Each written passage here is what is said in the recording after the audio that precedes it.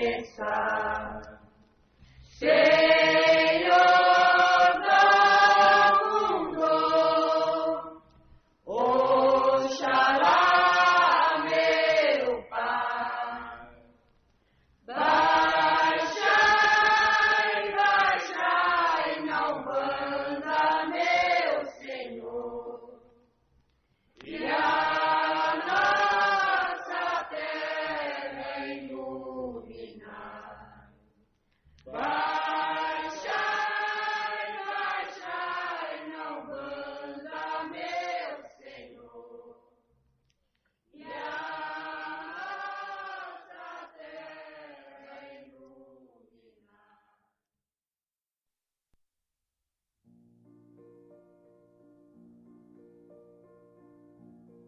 Olá, amigo e amiga, tudo bem? Aqui quem fala é o Gregório, apresentador do podcast Conto de Aruanda. Estamos caminhando agora para a nossa 5ª edição, dando continuidade aos programas anteriores. Lembrando que nós temos um e-mail, contodearuanda@gmail.com. Lembrando, quem quiser encaminhar algum material para lá, alguma dúvida que tenha, algum assunto ou colocação que queira fazer, que ache relevante a gente tratar ao longo dos programas, basta enviar para o e-mail para que a gente possa incluir aí na grade de temas que a gente pretende tratar, né? Então é contodearuanda@gmail.com. Vale lembrar a respeito da motivação, né, do podcast Conto de Aruanda. Ele surgiu ao longo do trajeto aí de escrita do livro, né, que leva o mesmo nome. Quando eu falei da história, lá a gente aborda a história da Clara, né, da menina que desencarna e vai para Aruanda, acorda num vilarejo, e lá ela conta as suas histórias, a sua experiência de viver aquele ambiente, aqueles personagens com que ela vive, as histórias as quais ela é levada a presenciar e a testemunhar no livro. Tudo isso com a intenção de traduzir e de compartilhar um sentimento religioso, né? Eu enfatizo sempre isso para as pessoas que eu tenho a oportunidade de conversar e de explicar um pouquinho a questão do livro. Quando eu escrevi, a ideia do livro não é trazer nenhuma novidade, nenhuma revelação, enfim, nada a respeito do que diz respeito a fundamento, principalmente no que diz respeito a questões da Umbanda, né? Fundamentos, revelações a respeito da mediunidade, coisas do tipo, não. A motivação do livro é simplesmente compartilhar o resultado, né? Parte daquilo que pode ser colocado, expressado e manifestado através da literatura, né? Do gênero literário, um pouco da experiência que é ser um bandista, né? E o livro simboliza isso, essa história, ela simboliza isso, e o que a gente espera, tanto eu quanto a Clara, é de ter expressado isso, né, essa questão do sentimento, né, das memórias, dos afetos que fazem parte da vivência religiosa, mais especificamente dentro da Umbanda, né? Então esse é o motivo do livro, e é também esse motivo de falar da experiência religiosa e dos seus significados, das suas possibilidades de reflexão, de entendimento, que também sustentam a manutenção e a veiculação desse conteúdo através do podcast, né? A ideia, como eu sempre digo, não é discutir temas básicos, né, a respeito do universo da Umbanda, né? Falar sobre desenvolvimento, dúvidas básicas a respeito do processo de desenvolvimento mediúnico, de características da mediunidade na Umbanda, para que serve uma guia, para que serve a roupa do terreiro, para que serve um banho de erva, por que se acende vela na Umbanda, né? Se o médium pode trabalhar dessa ou daquela forma, com essa ou aquela entidade. Esses assuntos são muito peculiares, né? E dizem respeito muito à tradição que cada casa segue, né? E também já são assuntos de conhecimento já bastante abordado aí, né? Em literaturas, em canais mesmo no YouTube, tem muita gente já que trata disso. Então não é esse o objetivo também do nosso programa, né? Nosso programa é discutir a experiência religiosa como umbandista, né? É discutir a Umbanda como religião inserida na sociedade, né? E o que essas relações que nós fazemos por dentro da religião, ou seja, como ela reflete dentro de nós mesmos, como nós atuamos por dentro da religião e essa interação nossa com o nosso mundo interior, daquilo que a gente recebe da religião e daquilo que a gente coloca, vive dentro de nós mesmos, elaboramos dentro de nós mesmos e manifestamos isso também por dentro da religião, o que esse processo de troca e de vivência, ele nos alimenta, ele nos motiva, ele nos emula a termos uma vivência para além do ambiente religioso, né? Que promulgue aí o nosso crescimento como pessoa, né? Acima de tudo isso, né? Como que a gente cresce eticamente, como que a gente cresce emocionalmente, como que a gente cresce inclusive racionalmente e criticamente como cidadãos no mundo, e pessoas melhores, né, para viver com a família, para viver com as demais pessoas, né, no que ser um bandista colabora para esse crescimento nosso. Esse é a principal diretriz. É uma diretriz muito difícil, porque se trata de falar de experiências que são íntimas, né, mas também eu acho que é uma coisa que já está na hora dos umbandistas passarem a refletir cada vez mais, né? Então esse é o motivo, né, que está ligado, que permeia aí todos os conteúdos que a gente veicula, né? Que a gente veiculou, seja pelo livro, né? Pela aquela expressão simples, né? E mesmo até romântica, né? Que a gente tem no livro, né? Que também é um romance, né? Um romance literário aí do gênero espiritualista, que é o livro Conto de Aruanda.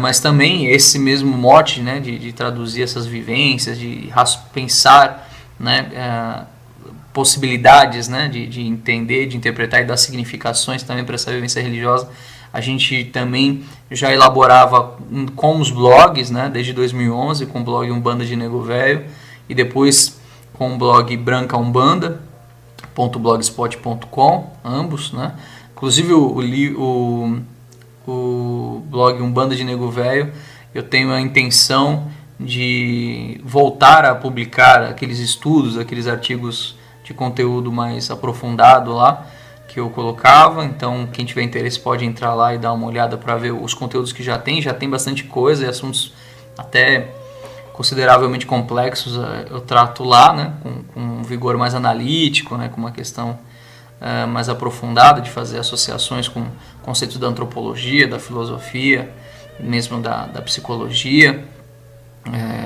mesmo das artes, enfim. Tudo isso justamente com esse objetivo final de traduzir significados e de encontrar, porque essa também é uma busca minha, de encontrar, de ampliar e de tornar cada vez mais evidente, né?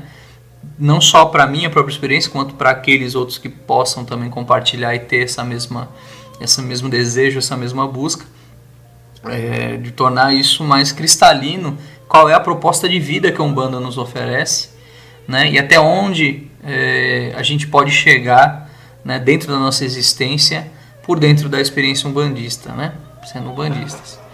Então,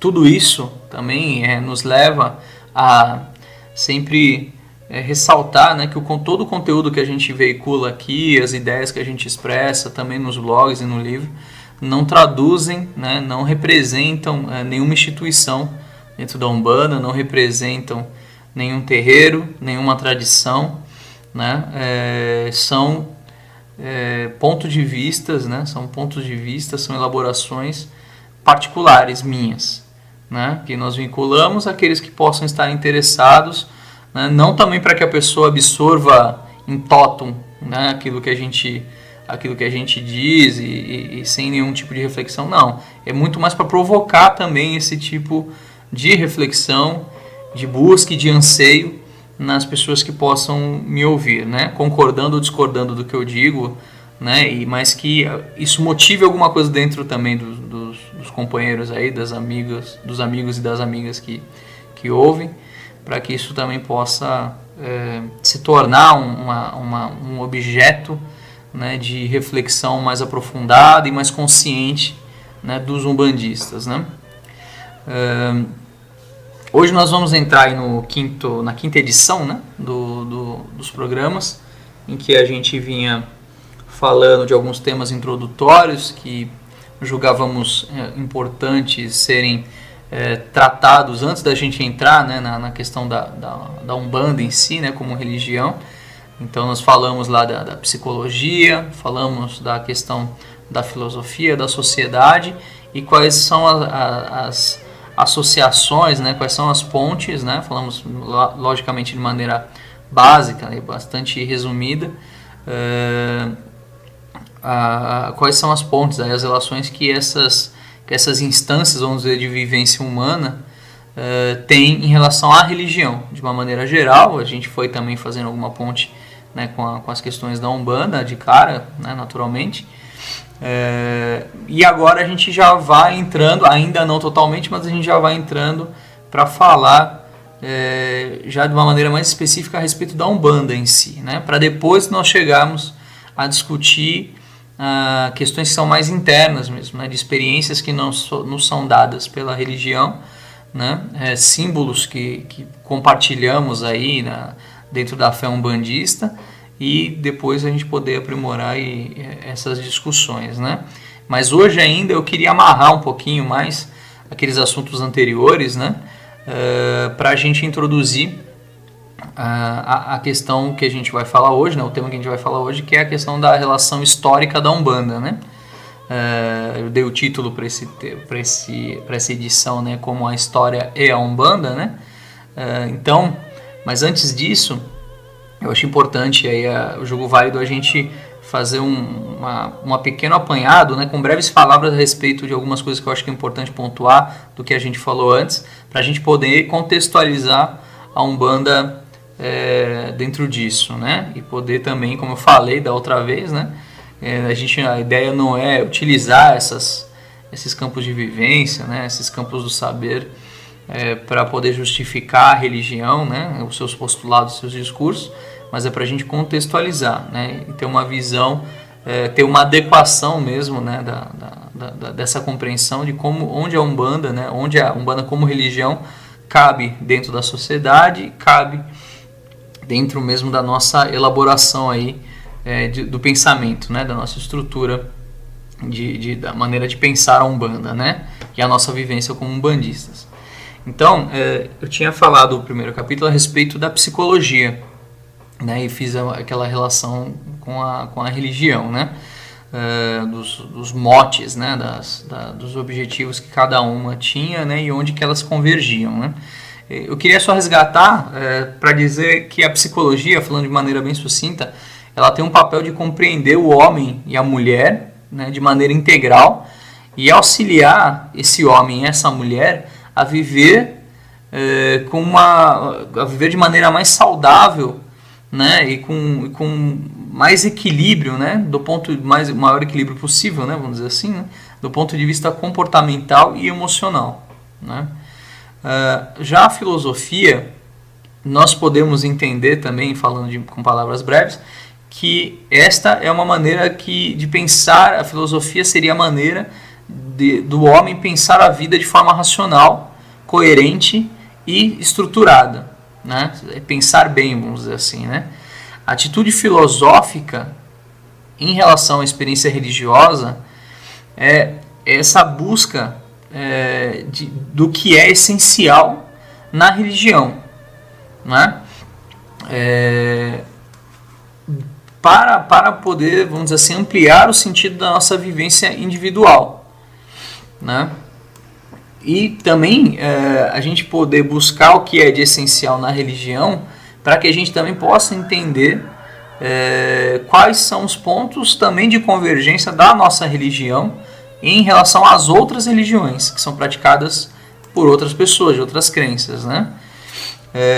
Então isso por quê? Porque essa atitude filosófica de pensar as coisas, né, a sua causa última, né, também leva, né, pode nos levar há um espírito aí de abertura, né, e de diálogo, né, ou seja, de uma postura ética em relação a nós mesmos e em relação a nós mesmos, né, a nossa vivência subjetiva, né, a nossa vivência íntima por dentro da religião, e também, principalmente, na nossa vivência em relação ao outro, né? Seja o outro que compartilha da mesma religião que nós, mas que também tem uma vivência que é sua, né, que é particular, que é singular, né?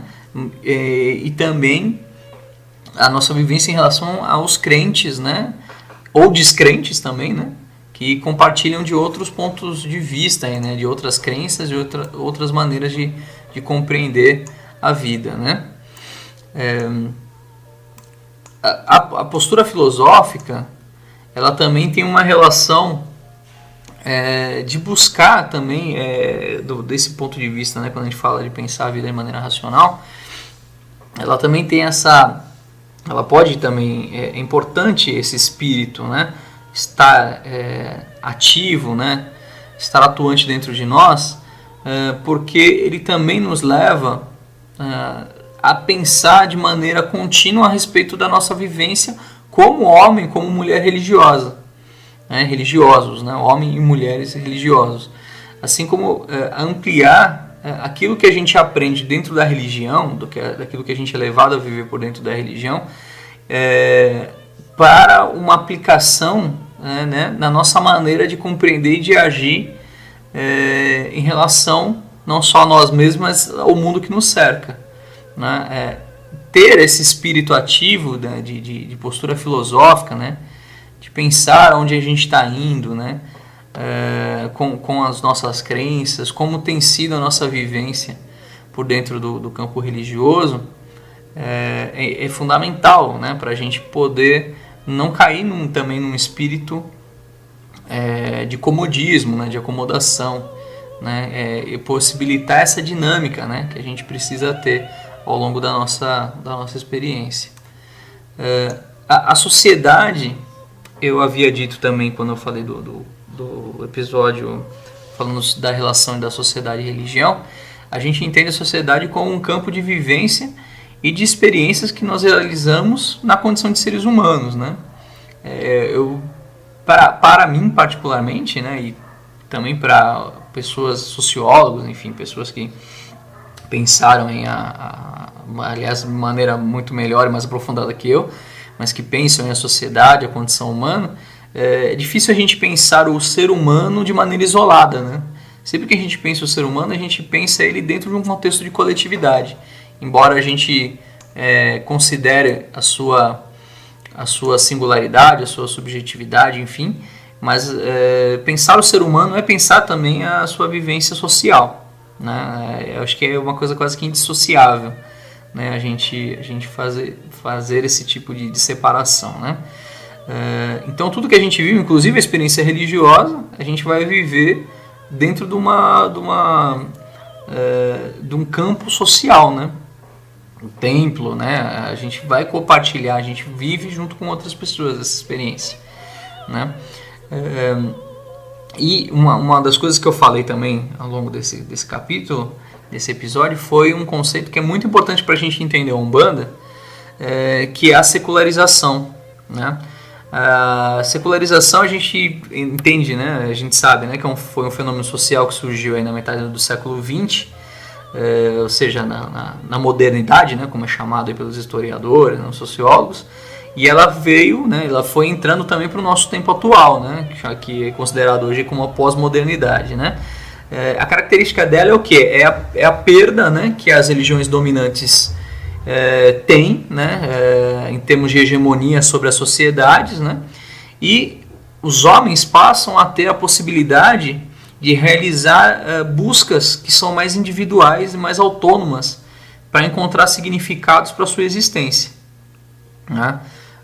Independente aqui se esses significados vão ser reelaborados em torno de outras crenças religiosas, né, outras experiências da espiritualidade, ou se elas também vão indo por aquele processo da racionalização, da tecnocracia, né, enfim, que levam, né, segundo também alguns sociólogos, alguns filósofos, levou também o homem à descrença, né, ao desencantamento, né, em relação à vida, né? Mas o fato é que há essa abertura, conforme o processo de secularização vai se consolidando e as religiões, principalmente aquelas que eram mais dominantes, elas vão perdendo seu poder, vão surgindo novas possibilidades de vivência, né, para o homem, novas buscas, né? Uma das características desse processo de secularização, segundo sociólogos mais modernos aí, é essa grande diversidade que a gente tem hoje de movimentos religiosos, né, que surgem seja por dentro das religiões já consolidadas, né? Se a gente pensar nas grandes religiões, a gente vai ver que por dentro delas existem segmentações, né, movimentos que vão se desdobrando ali, né, como se fossem raízes de uma árvore que vão se espalhando, né? Sejam através de propostas de espiritualidade que não são necessariamente religiões em si, né?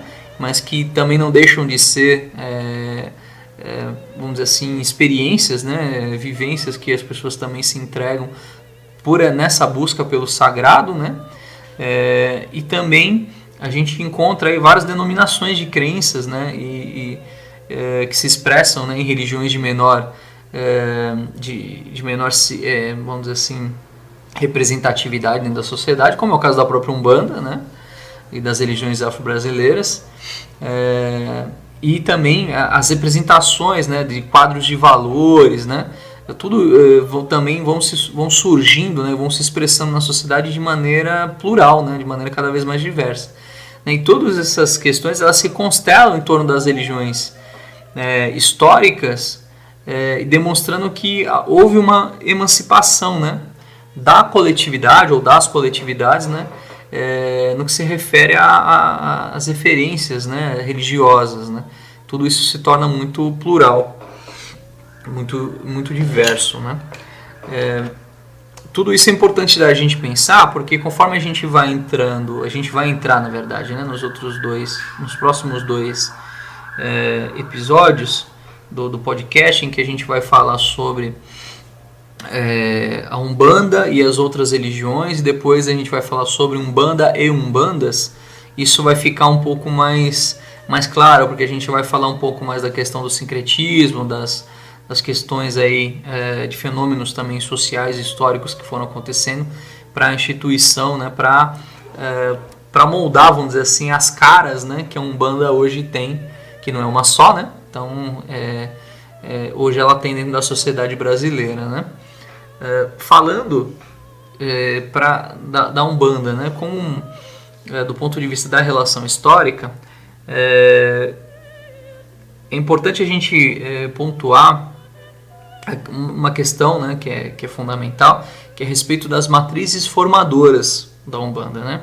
Então, a Umbanda, hoje a gente sabe, né? Acho que eu vou falar, não é novidade para as pessoas que já têm um pouco de conhecimento e de leituras, né? Enfim, de base a respeito do que a Umbanda é e como ela se formou.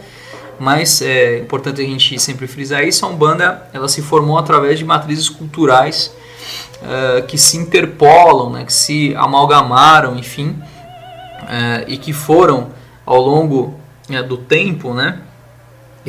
Conforme também a sociedade brasileira foi se instituindo, foi se consolidando, elas foram formando a cara, né? Foram formando um todo imaginário, né? Um todo simbólico, e foi dando, né, as características que a Umbanda tem hoje, né? Do ponto de vista de formação cultural, de crenças, de símbolos, como eu falei, né? Que compõe esse imaginário, né, que permeia a religião de Umbanda. Então, como matrizes formadoras, a gente tem o quê? A gente tem a matriz formadora africana, né, da cultura africana. Nós temos a matriz formadora indígena, né, dos índios, né, nativos brasileiros. A gente teve a matriz formadora católica, né. Posteriormente, a matriz formadora espírita, né, kardecista, vamos dizer assim, e também a matriz formadora, a gente pode dizer, a matriz formadora oriental, né? Como eu falei, essas 5 aí, né, que eu citei, matrizes, elas vão se combinando, se interpolando, né, mais ou menos, né? Ou seja, algumas vão tendo maior predominância em relação a outras, né? De acordo com as umbandas, né? Que eu falei, umbandas, esse assunto a gente vai falar um pouco mais para frente, mas conforme ela vai se formando nas várias regiões. Tem até, inclusive, uma questão aí que tem a ver com a religião, com a região, né? A questão regional mesmo, né? Da onde a Umbanda foi se desenvolvendo, né? Mais para o sul, mais aqui no sudeste, mais para o norte ou nordeste do país, né? Então, por exemplo, a gente vai ter desde umbandas, né? Desde uma umbanda que é mais africana, né? Que é muito próxima já quase do candomblé, né?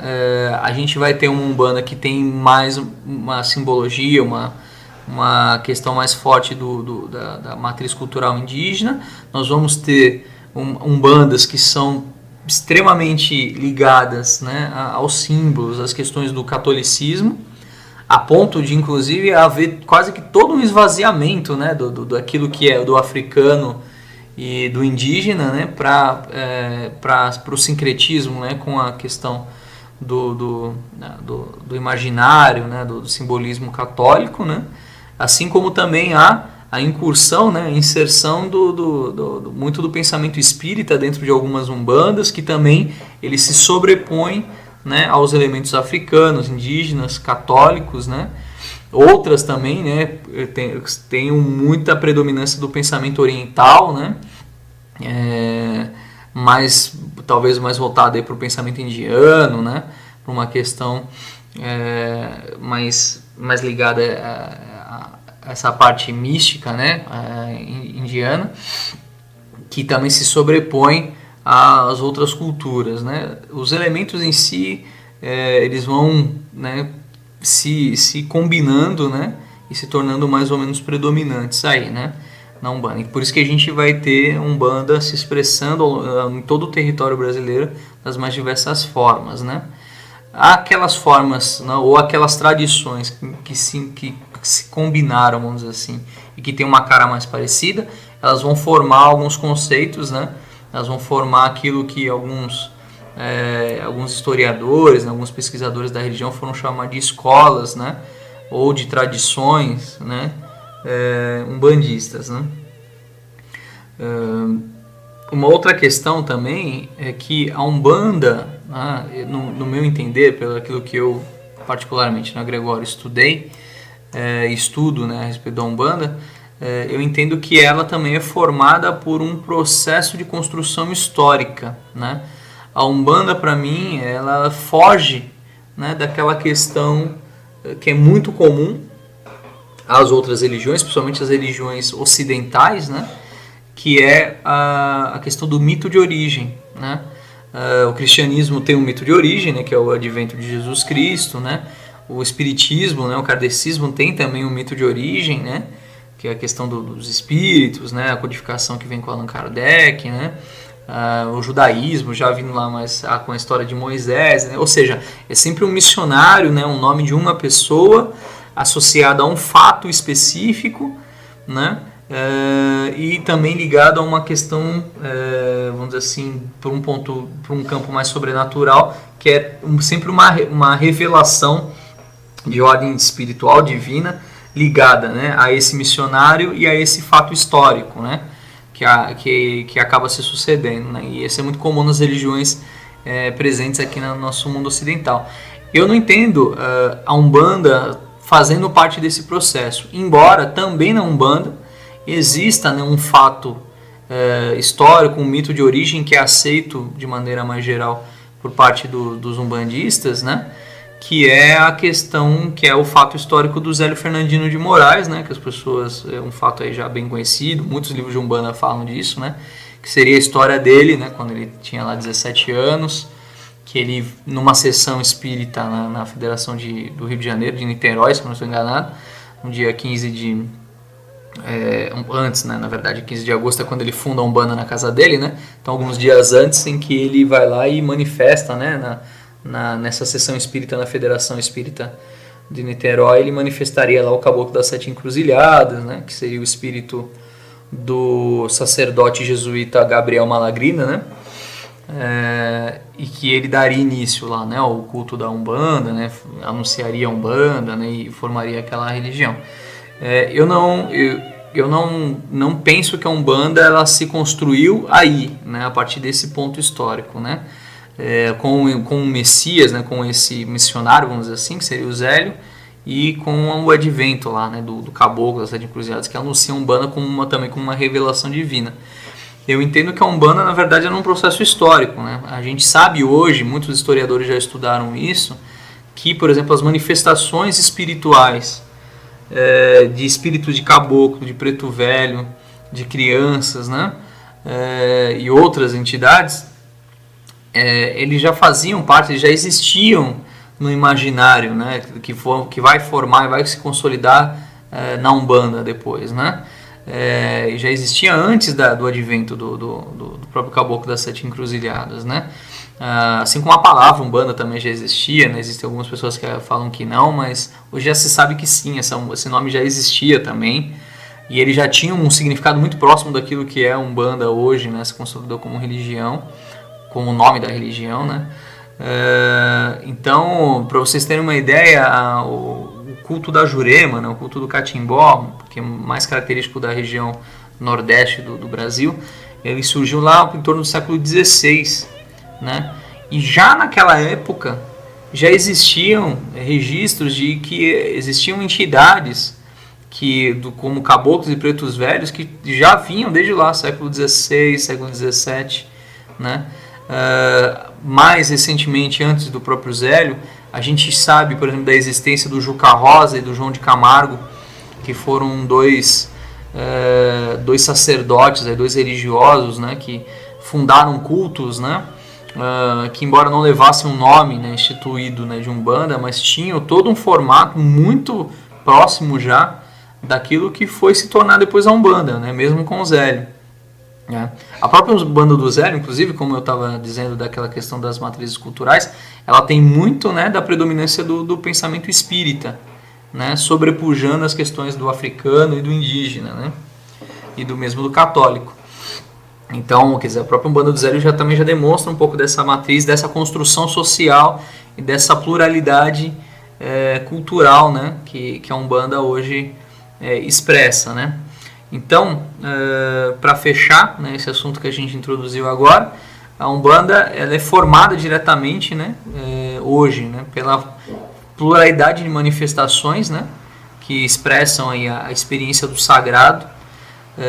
Essa pluralidade de manifestações que, como eu falei, simbolizam essa experiência íntima, né, da relação do indivíduo com Deus, do ponto de vista particular e do ponto de vista coletivo, né, elas formam, né, as tradições que cada terreiro segue. Por isso que cada terreiro tem caras diferentes, né, tem fundamentos que em alguns pontos são iguais, outros são bastante diferentes, né, e tudo isso compõe, né, essa cara sincrética, essa cara bem convergente, né, de culturas que se foram reordenando dentro do campo da Umbanda e foram, vamos dizer assim, sendo ressignificadas, né, pelas pessoas, né, pelos indivíduos que buscaram e que buscam dentro da Umbanda reestruturar, restabelecer a sua relação com o sagrado, né, a sua relação com Deus, dentro de uma busca tanto individual quanto do ponto de vista coletivo, né. Eu tenho esse sentimento muito forte de que um terreiro de Umbanda, a tradição que um terreiro segue na sua particularidade, ela é muito mais construída a partir daquelas memórias, aquelas vivências que as pessoas vivenciam, aqueles afetos que são construídos, né, na relação com as pessoas, desde aquela pessoa que fundou a casa, né, ou aquele grupo que fundou a casa, e com aquelas gerações que vão se sucedendo ali dentro.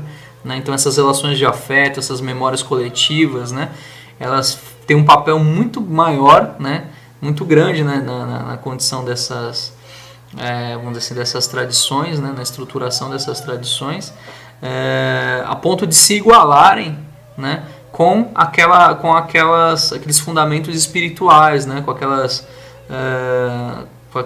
as rito-liturgias, né, enfim, que é trazido pelo mundo espiritual, né, e que se manifesta e são transmitidos através das entidades espirituais, né.